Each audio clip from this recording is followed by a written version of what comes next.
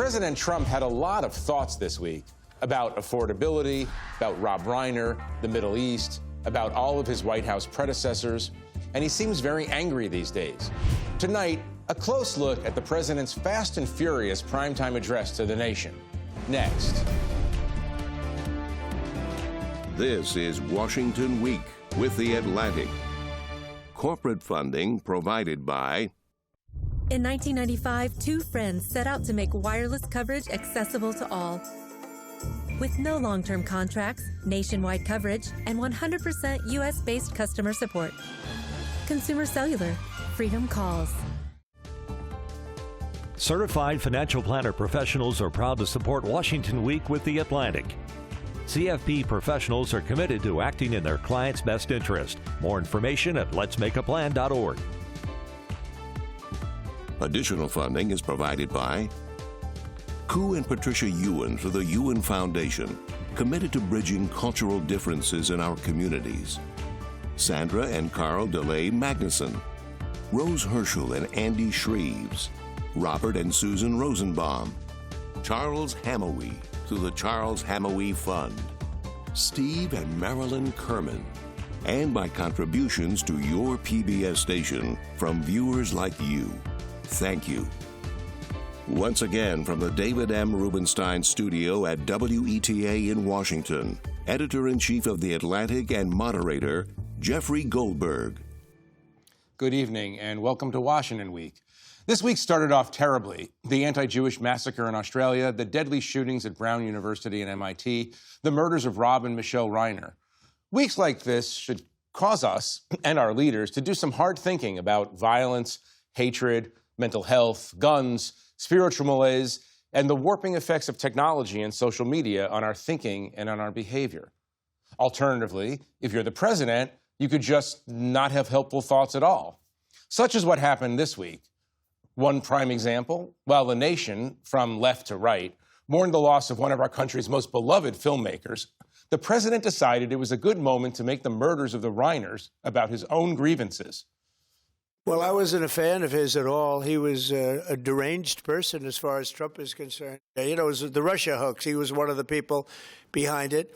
I think he hurt himself in career-wise. He became like a deranged person, Trump derangement syndrome. So I was not a fan of Rob Reiner at all in any way, shape, or form. I thought he was very bad for our country. I'll talk about all of this with our panel. Franklin Foer, a staff writer at The Atlantic. Zolan Kanno-Youngs is a White House correspondent for The New York Times. Jonathan Karl is the chief Washington correspondent for ABC News and the author of Retribution, Donald Trump and the Campaign That Changed America. And Ashley Parker is a staff writer at The Atlantic. So let's talk first about the actual terrible events of the last week. The suspect in the Brown University and now MIT shootings has killed himself, apparently, after several days of intense anxiety during a manhunt. John, what broader lessons should we derive about from this incident, particularly as it relates to the law enforcement and social media components? Well, look, this was not a shining moment, to say the least, for law enforcement. Let's remember that the case was cracked on Reddit, right. not by any investigators, local or federal. But I focus on the FBI here. Kash Patel went out and said that they had caught the shooter. Yeah. And he went out and posted it on social media on X. They had not caught the shooter yet. That was not true. Who knows if that affected the course of the investigation? Did that cause anybody to stop the search? But this was not the first time he had done exactly that.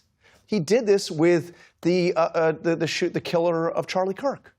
He went out in that case, and before Tyler Robinson was apprehended, said that they got the guy. And they didn't have the guy.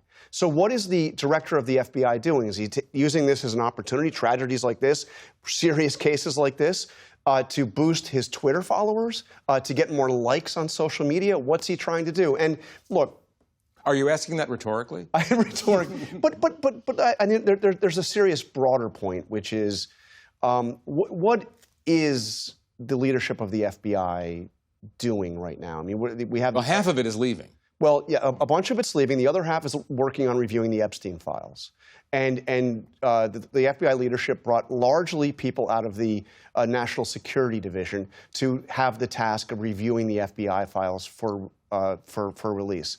So what is not being looked at? What is not being dealt with? It's a lack of seriousness at the top of the FBI that may be really dangerous. Right. Frank, same type of question to you on the Sydney massacre.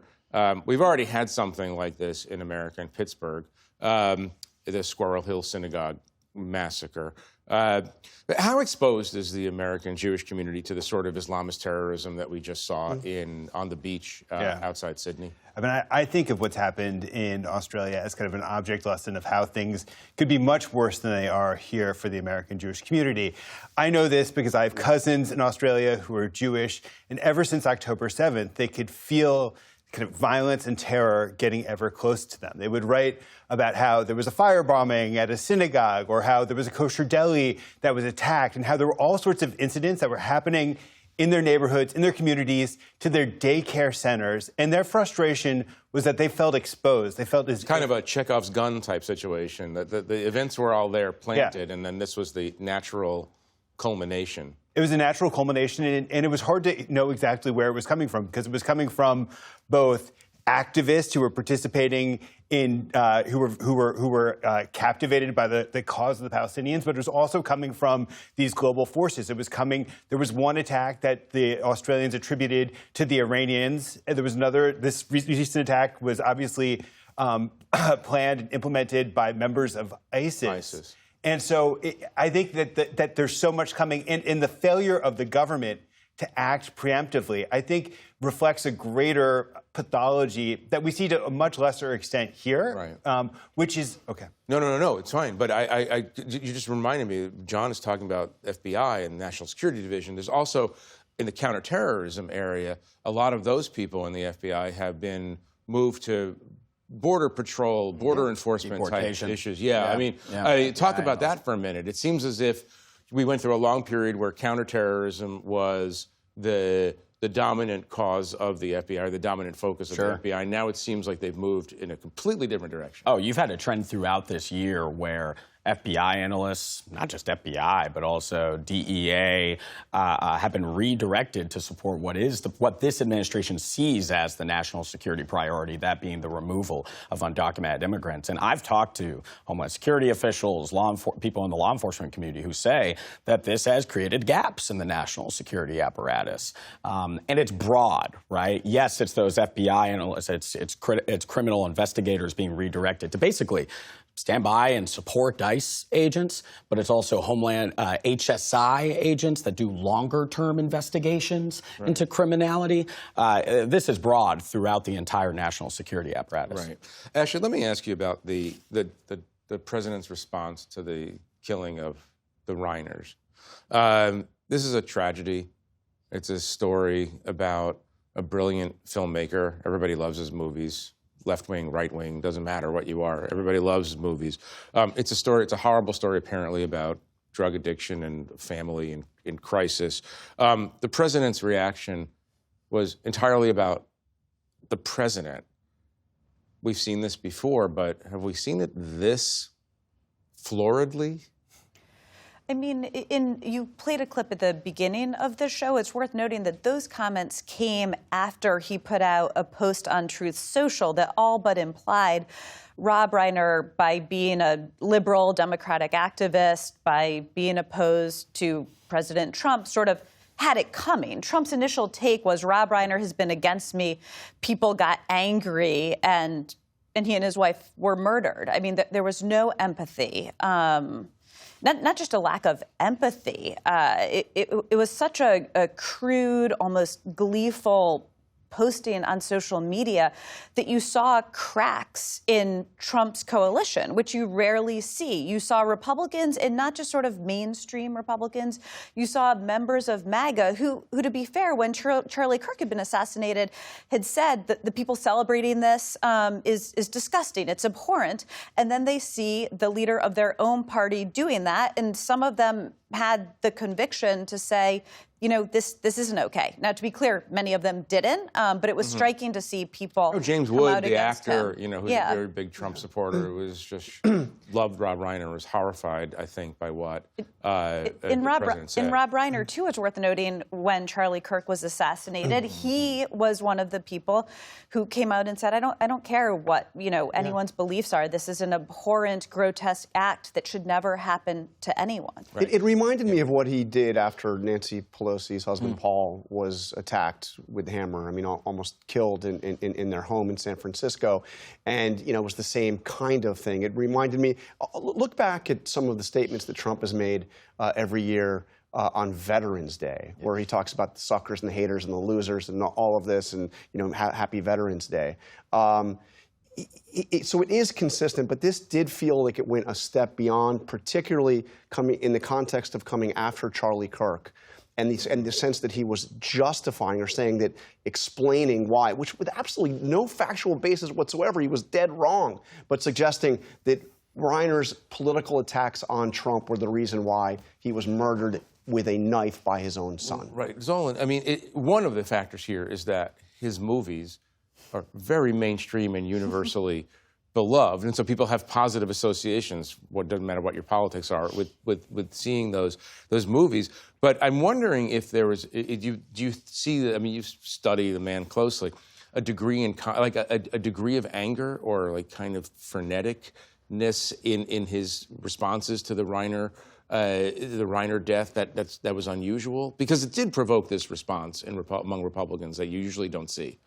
Unusual in the sense that it was just so close to the actual tragedy, right? It was just hours after, but I do think this is part of a pattern. Like in times of tragedy, whether it's natural disasters, there's usually a sense of, you know, well, that state, what are they doing for me to get this aid, this federal support? Whether it's a tragedy of a murder as well. The personal grievance tends to trump empathy. Empathy tends to get substituted for spite when it comes to this president. Has he shown empathy? I mean, I think there have been flashes of him showing empathy, but they're very quick and short-lived. And he'll sometimes show empathy, especially in natural disasters for red states. Sure. And for his people, he's much more able to communicate empathy if he feels like it's a Trump supporter who has lost their home in a hurricane or a tornado. There was an amazing scene right in his first week in office when he went to North Carolina and showed empathy to many Trump supporters who met him at the airport there. Later on that day, he went to California. And he said, well, look, yes, these fires just happened. Well, I also want these immigration policies put forward. And he also criticized Newsom days later. So that difference of red to blue states, it's true. Let's talk about the president's anger as evinced in the speech Wednesday night. Let's watch a little bit about what he claimed he has done so far. I've restored American strength, settled 8 wars in 10 months, destroyed the Iran nuclear threat, and ended the war in Gaza, bringing for the first time in 3,000 years peace to the Middle East. I negotiated directly with the drug companies and foreign nations to slash prices on drugs and pharmaceuticals by as much as 400, 500, and even 600%. Gasoline is now under $2.50 a gallon in much of the country. In some states, it, by the way, just hit $1.99 a gallon. Frank. Things are going so damn well. He's pissed about it. Yeah. I mean, let's look at these claims, and we go through them one by one. I was struck, maybe because of my previous career as a Middle East correspondent, by the claim that he has brought peace to the Middle East, also for the first time in 3,000 years. 3,000. That's a long time. That's a long time. That's a long time. Yeah. I'm old enough to remember the 1990s. Well, you know, old enough to remember Syria. Yeah. You know, but there, I don't even know what to ask you on that. I mean, when people hear him say that he's brought peace to the Middle East for the first time in 3,000 years, even inside the White House, even inside the national security apparatus, what do you think they think? That he's delusional. Okay. I mean, it's really there's no credible way you can make an assertion like that. And that's kind of the basis of not just his claims there, but so many of the other claims that he was making in the speech. And that's why it's hard to imagine that they consider this to be their most successful sales strategy. That, there's only so much you can do to convince people of things where there are material realities that they're experiencing that just are at odds with what he's claiming. Right. That's the affordability issues. So stay on the Middle East and the foreign policy issue for 1 second, because rather specifically, there's a very tentative ceasefire in Gaza that could break it any day.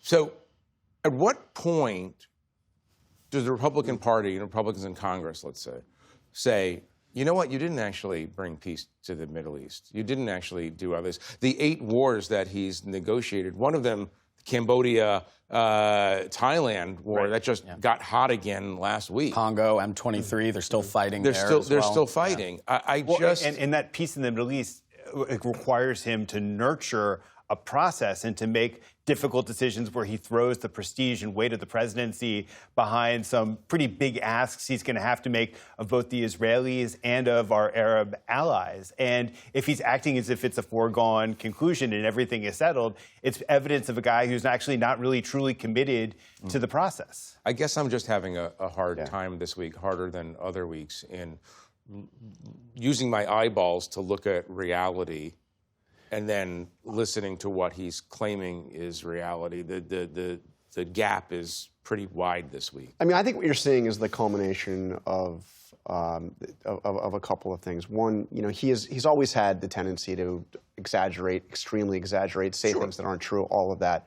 And by the way, politicians do that. Politicians do that. Recognizing he's the best and the greatest at doing that. He's the greatest exaggerator we have ever seen in all He's of the time. most humble man in history. No one is more humble than he is. But the true sense that he feels entirely empowered, feels there are no limitations. There is nobody around him that will effort to try to get him to, wait a minute, maybe we should move in this direction or not say that. I mean, the glaring example for me of that trend was right after that speech, seeing Howard Lutnick, the Commerce Secretary, explain why he was actually accurate when he said drug prices have come down by as much as 600%. 600%. Yeah, this is a cabinet secretary saying, yes, no, this is why it's, why what he's saying. A guy who's ostensibly good at math. I mean, hopefully. I mean, these. Well, you got to be.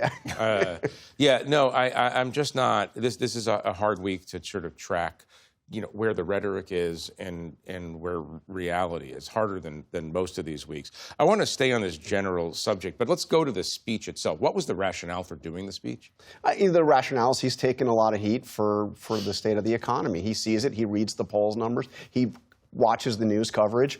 He's upset about it, so he thought he could go out there and kind of undo it. And he knew that, look, he went out and gave a 18-minute speech that had no significant new announcement whatsoever, didn't have any actual purpose, and was filled with statements that were simply not true. And you could pick out the individual ones they give, but there was a larger point, which he says prices have come down dramatically from record high inflation when I took office to now prices are down. I mean, it's that framing is entirely untrue. I mean, the inflation rate is actually right now almost exactly where it was in January of this year. There's also a central irony that Donald Trump is actually great at willing his own reality.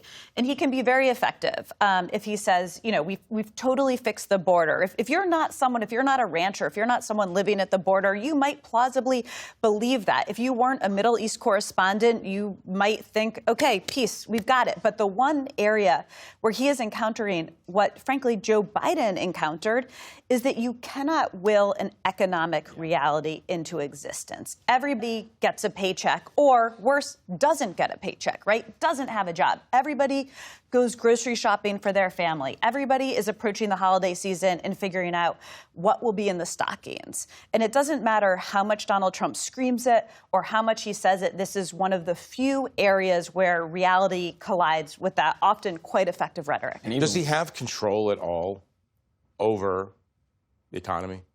I mean, the economy. What can he do? To an extent, I mean, there are factors of the economy that's outside of the control of every president, right? You would hear this from the previous Biden White House, too. But you can control your messaging. You can control how you can connect and resonate with voters as well. You can also control the promises you made to them. This is an issue he ran on. I remember when, you know, Donald Trump put on an apron and went to a McDonald's and framed his message, his economic message, around a populist appeal. Now you tend to hear him talk about gold in the Oval Office or putting his name on the Kennedy Center. That doesn't really match with the message that you had to the working class. Zolan, I'm glad you mentioned the Kennedy There's your Center. segue. Thank you very much. No, because obviously we're just learning that he's actually replacing the names or adding his name to the wall, the outside wall of the Kennedy Center. Congress hasn't approved this, of course, so it's not actually a legal change. But here's what Caroline Leavitt,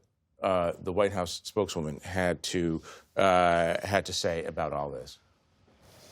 She wrote, I have just been informed that the highly respected board of the Kennedy Center, some of the most successful people from all parts of the world, have just voted unanimously to rename the Kennedy Center to the Trump-Kennedy Center because of the unbelievable work President Trump has done over the last year in saving the building, not only from the standpoint of its reconstruction, but also financially and its reputation.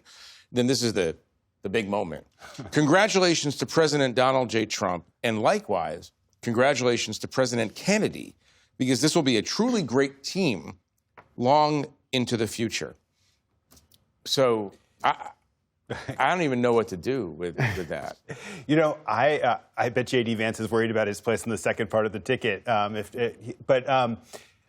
very charismatic. He's very charismatic. You know, Putin doesn't name buildings after himself. Orban doesn't name buildings after himself. This is something you know, the only leaders in the world who do this are in places like Turkmenistan and Tajikistan. There's a tin pot dictator quality to what he's doing and how he's inflicting his insecurities on the world. By the way, that's it. And that's the thing. And I don't think I'm going too far in saying this, that this is the week, apart from the obvious tragedies of the week, this is the week that has had like a kind of a feeling of Borat-ness to it. And the reason that I'm bringing that up is because Trump has also this week rewritten or written captions for these portraits of presidents that are now hanging in the White House. And under one of the captions, under the Andrew Jackson portrait, he wrote, Jackson was unjustifiably treated unfairly by the press, but not as viciously and unfairly as President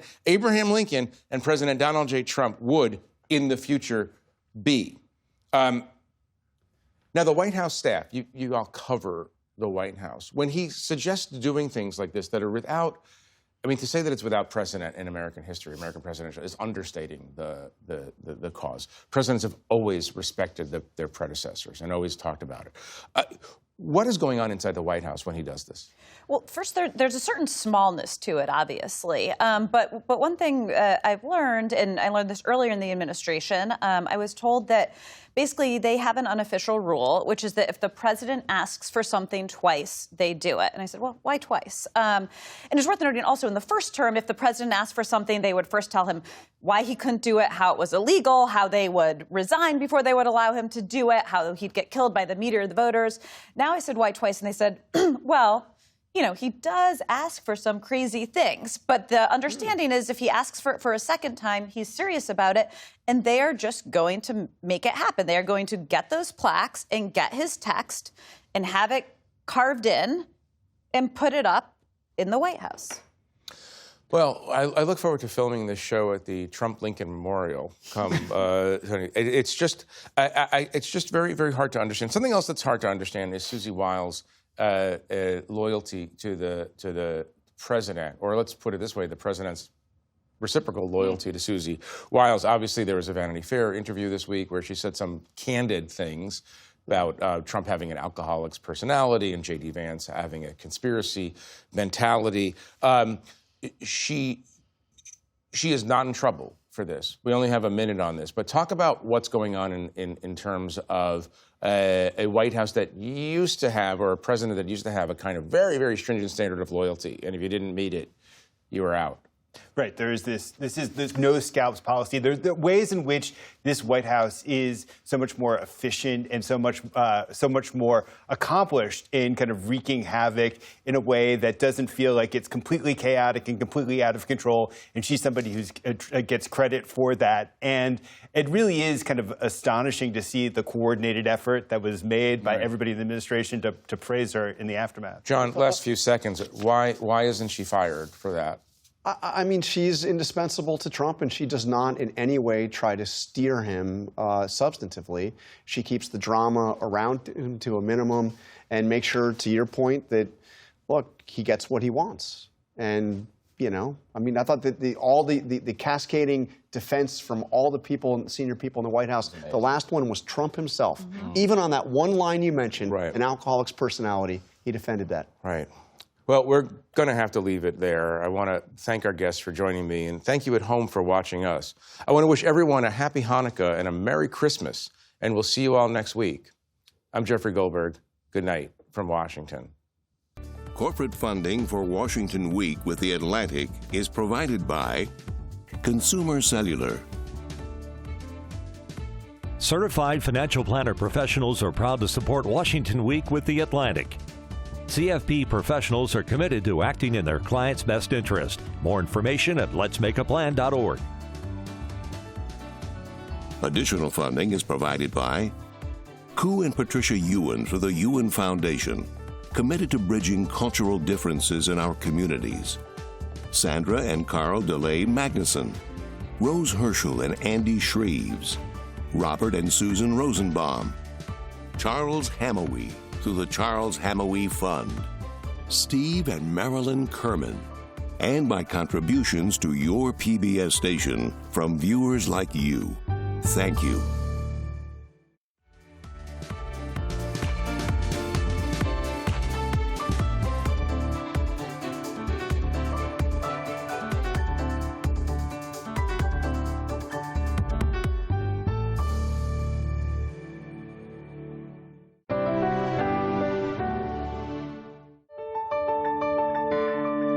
You're watching PBS.